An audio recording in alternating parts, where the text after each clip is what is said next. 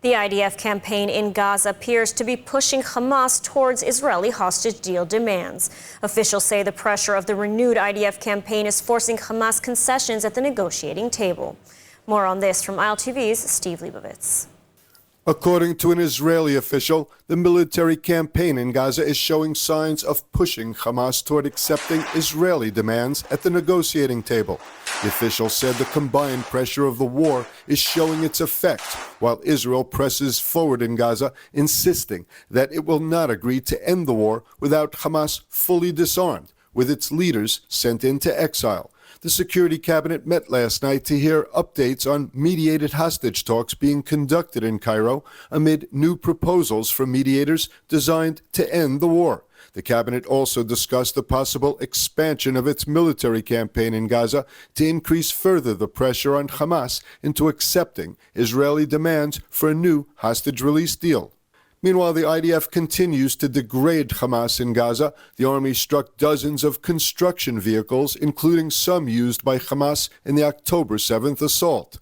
Overnight, the IDF aircraft targeted some 40 heavy vehicles. The army says the vehicles were used by Hamas for terror activities. The earth movers were used during the Hamas attack to breach the border fence. During the war, the army says the vehicles were used to plant bombs, dig tunnels, and clear rubble to locate weaponry buried underneath. The IDF said the strikes were carried out to disrupt Hamas heavy equipment capabilities. And a missile fired by the Houthi rebels in Yemen targeted northern Israel early this morning. Red alert sounded, forcing hundreds of thousands of residents to seek shelter. The IDF said that the missile was apparently intercepted and failed to reach Israeli airspace. Emergency services had no reports of injuries except for several people lightly injured while running for shelter. Last week, a Houthi missile launched at Israel triggered sirens in Tel Aviv, Jerusalem, and across the center of the country. The Houthi strikes comes amid widespread U.S. strikes on the Iran-backed terror group. Earlier this week, the U.S. struck some 50 Houthi targets in several locations in Yemen. And President Donald Trump says he and Prime Minister Netanyahu see eye to eye on Iran and more. Just as nuclear talks with Tehran ramp up and the White House announced a high-stakes trip to the Middle East. More on this from ILTV's Mayan Hoffman. U.S. President Donald Trump says he's aligned with Israel on all key issues. In a message posted to his Truth Social platform on Tuesday, Trump shared details of a call with Prime Minister Benjamin Netanyahu. "I've just spoken to Prime Minister of Israel, Bibi Netanyahu, relative to numerous subjects, including trade, Iran, etc., Trump posted. "The call went very well. We are all on the same side of every issue." The post came as direct U.S.-Iran nuclear talks remain in motion. Tehran confirmed that the next round of technical discussions will now take place Saturday in Muscat, Oman, after being delayed by mutual agreement. These expert-level meetings mark the third round of direct diplomacy since April 12th, part of a broader effort to limit Iran's nuclear program. While Tehran insists its intentions are peaceful, the West remains skeptical, especially given Iran's recent uranium enrichment to near nuclear weapons grade levels. Meanwhile, Iranian negotiator Abbas Araghchi is continuing talks with global powers. Before heading to China, he briefed the UN's nuclear watchdog on the current state of negotiations. On the diplomatic front, President Trump is set to visit the Middle East.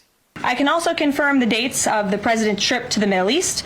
He will travel to Saudi Arabia, Qatar, and the United Arab Emirates from May 13th until May 16th. The visit comes at a critical moment. The U.S. is not only juggling nuclear diplomacy with Iran, but military operations in Yemen and stalled hostage talks between Israel and Hamas. While Trump's post about the Netanyahu call made no mention of Israeli hostages in Gaza, families of those missing say they're still waiting for answers. As Israel marks Memorial Day and Independence Day next week, those families say time is running out.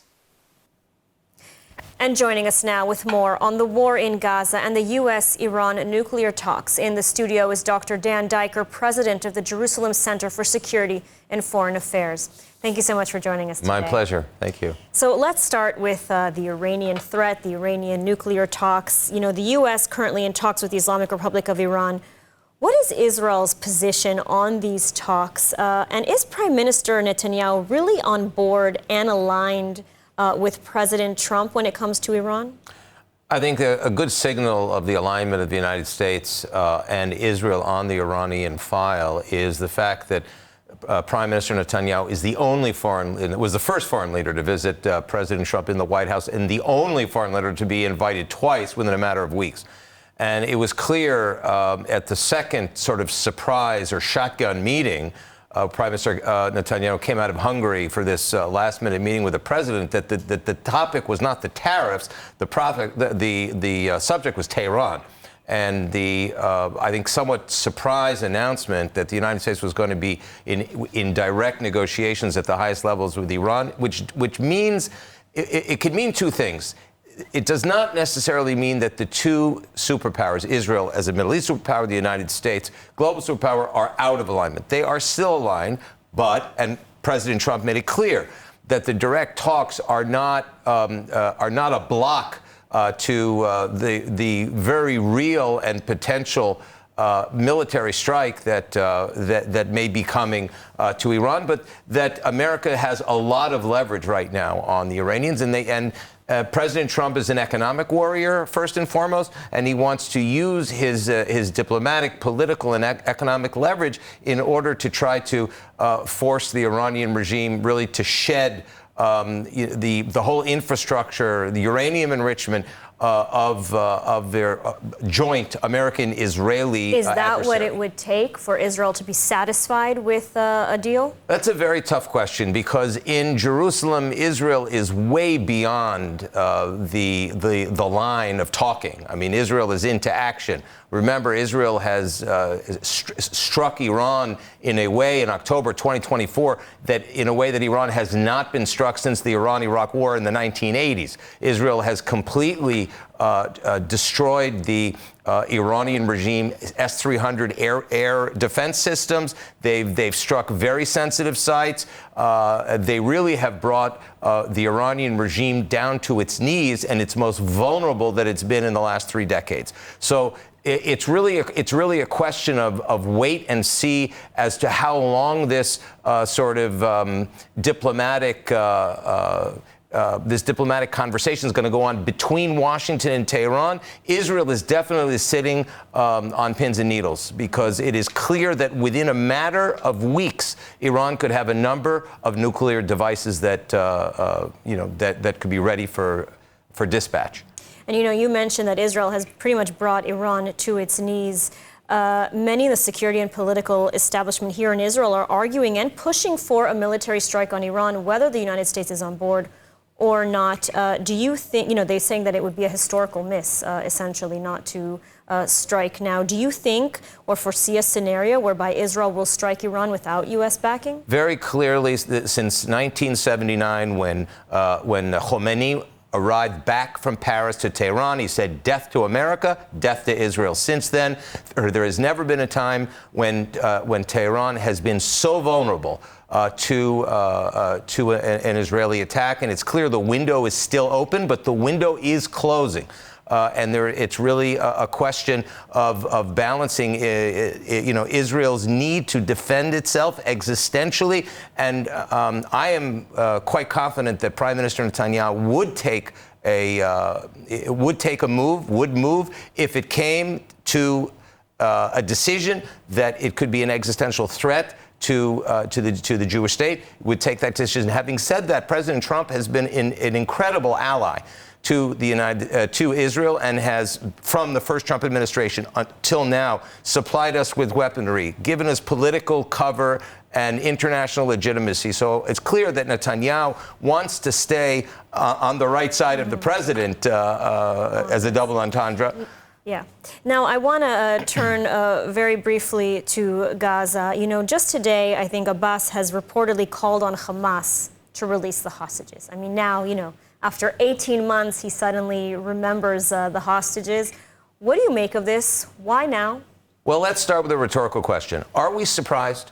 we shouldn't be surprised because the Palestinian Authority was born out of deception. It was born out of deception by Yasser Arafat, who was issuing 3 messages, one to the Arab Muslim world and the Palestinians, one to third world countries back in the 60s and 70s, and then one to the United States and the Western Alliance, human rights. So he has managed to deceive and bamboozle everyone in the international community. And now what he's done a year and a half after supporting and refusing to reject, refusing to condemn the October 7th massacres, the Iran-backed Hamas massacres. He's now playing another political game at the age of 89 when just in the hours in which we're talking, he's called for the first time ever for a vice president of the Palestinian Authority, which is all a political game.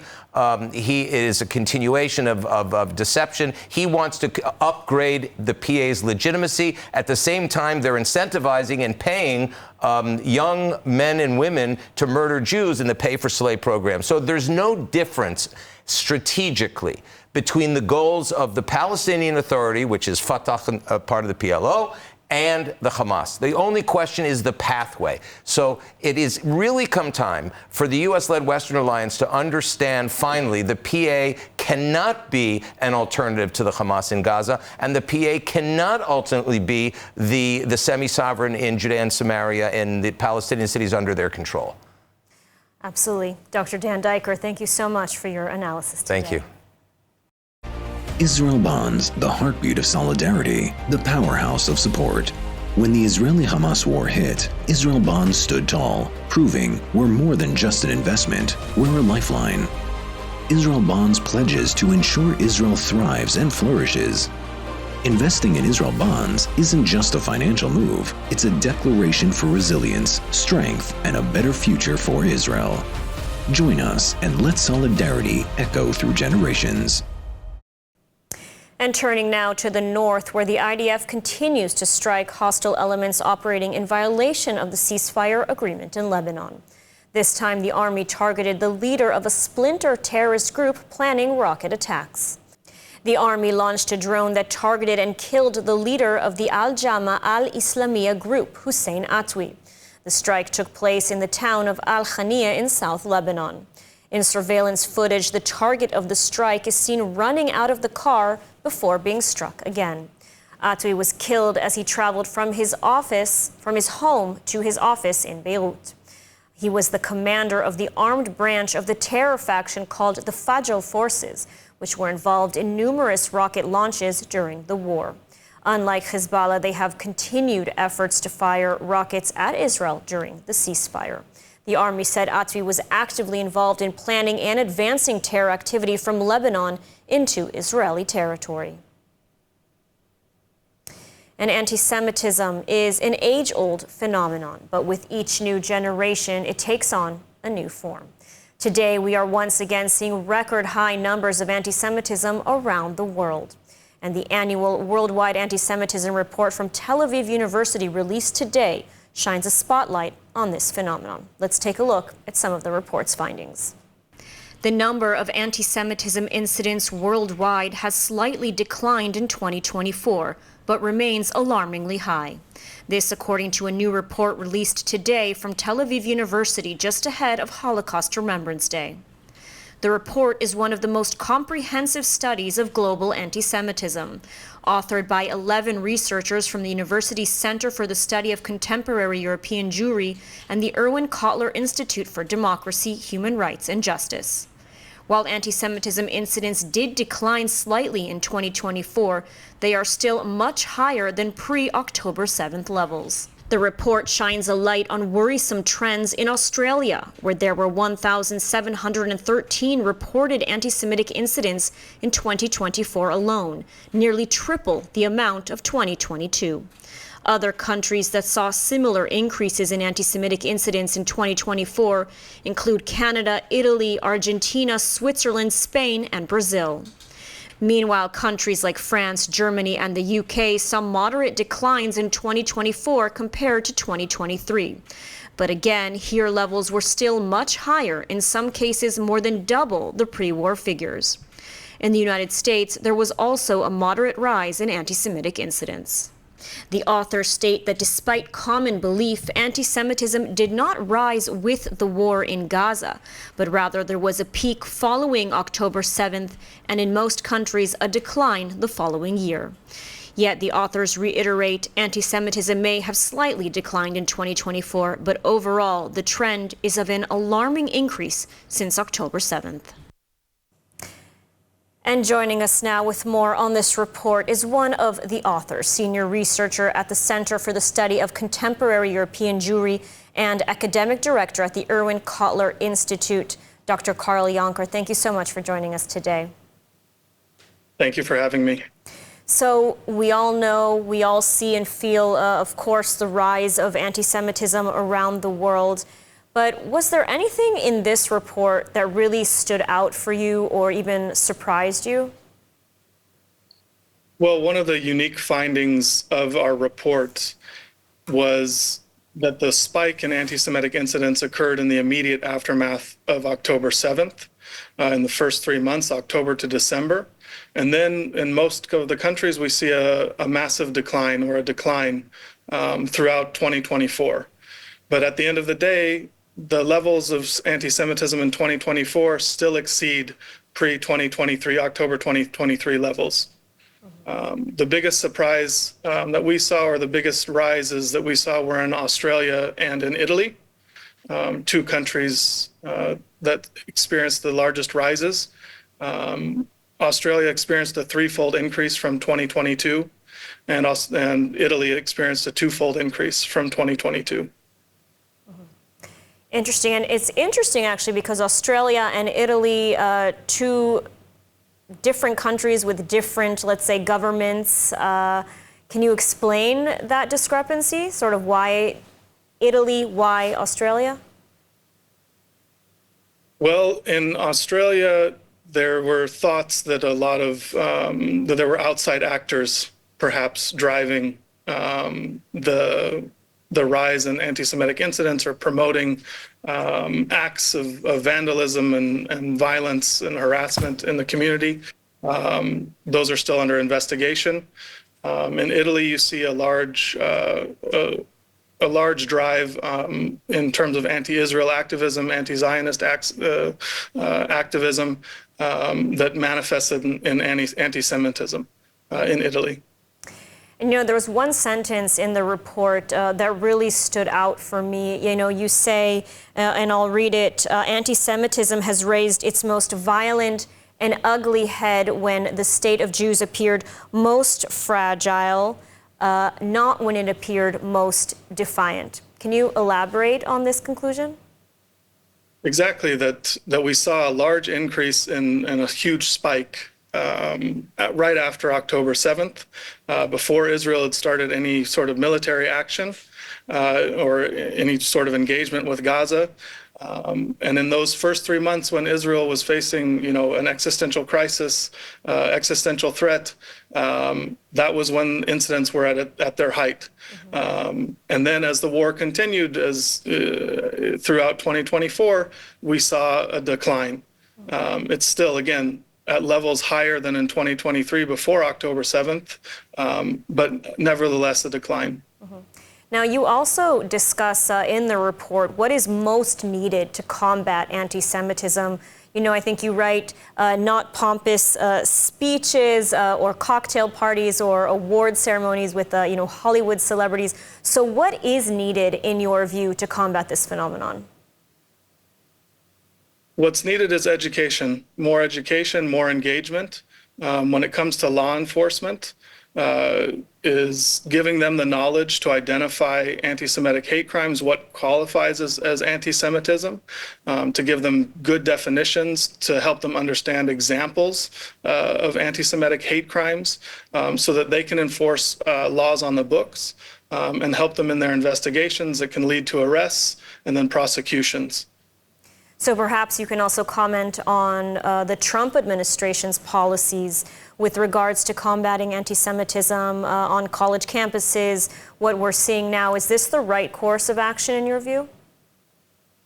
I think it's important to note when it comes to the United States that what the Trump administration is doing is enforcing Title VI regulations, which prohibit discrimination on the basis of religion, race, and ethnicity on college campuses. And here again, there are laws on the books and they just need to be enforced. And this administration is pushing harder than the previous administration in enforcing those laws. And so are you optimistic for the future of diaspora Jewry? I don't think that the threat should be overstated. That's why we use the data that we have to try to paint as accurate a picture of the situation as possible. And that in many of the cases when we interact with leaders in Jewish communities abroad, they stress that while the situation is bad and that it has increased in different areas, that there is a threat, that Jewish life still exists, it still goes on, it still is protected. There just needs to be more enforcement from law enforcement and government and to apply the laws that are on the books. Absolutely. All right. Dr. Carl Yoner, thank you so much for speaking with us today. Thank you very much. And ILTV, Ynet Global, and Israel Plus invite you to our next virtual event, Voices of Valor, happening April 28th at 12 p.m. Eastern Time. This powerful event honors the heroes of October 7th, the defenders of Israel, and the courageous individuals, Jewish and non-Jewish, who have stood for Zionism and against anti-Semitism over the past 18 months. You'll hear from war heroes like Major General Noam Tibon and Oz Davidian, who rescued more than 120 people from the Nova Festival in his own car. We'll also speak with the parents of Hirsch Goldberg-Polin, the late former hostage, and the parents of American-Israeli hostage Omer Neutra, who was murdered on October 7th and whose body is still being held in Gaza. Joining the conversation, Columbia University's Shai Davidai and Harvard alum Matan Yaffe, who sued the school over anti-Semitism. To register or receive updates, just scan the QR code on your screen. And tonight is the eve of Holocaust Remembrance Day, where we remember the 6 million Jews that perished in the Holocaust. And ahead of this day, delegations are arriving at Auschwitz concentration camp for the March of the Living, including the World Jewish Congress. The day was filled with emotions for participants and leaders. It's a very emotional moment coming back here. I've been to March of the Living before, but we're here with our board from World Jewish Congress in Israel, and coming here, of course, post-October 7, and with kind of reliving traumas. It's a very emotional time to be here, and I'm grateful that we're able to participate. Coming together like that, it felt like the right thing to do and emotionally healing in a way. And now, just before we have a look at the weather forecast, massive wildfires have erupted across central Israel and the Jerusalem area. Communities of the area are being evacuated and roads have been closed as firefighters are working to stop the spread of the blaze and control the chaos. And now let's take a look at the weather forecast. Cloudy skies are expected around most of the country tonight, with temperatures reaching lows of around 19 degrees Celsius or 66 degrees Fahrenheit. Then tomorrow we'll see more cloudy skies alongside hot temperatures with highs of 27 degrees Celsius or 80 degrees Fahrenheit. And that's a wrap for today's news. For the latest updates from Israel on all your devices, be sure to follow our ILTV channel, subscribe to our newsletter, and explore our website, ILTV.tv. Stay informed with the latest news straight from the heart of Israel. I'm Ladarka Velazi. Be well, stay safe, and thank you so much for watching.